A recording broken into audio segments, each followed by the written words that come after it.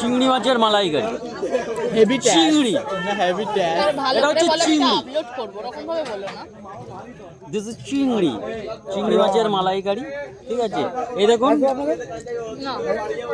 না না না অদিতির পাতে টোপে টোপে পড়ছে, ঝরে ঝরে পড়ছে, ঝরে ঝরে পড়ছে। ঝরে ঝরে পড়ছে, টোপে টোপে পড়ছে।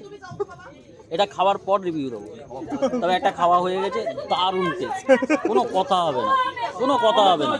আমি তো রান্নিকে বলে দিয়েছি, আপনি রাত্রে শোবার সময় আপনার 2 হাত চট মুড়ে শোবেন, নাহলে আঁশশোলা এসে চাটবে।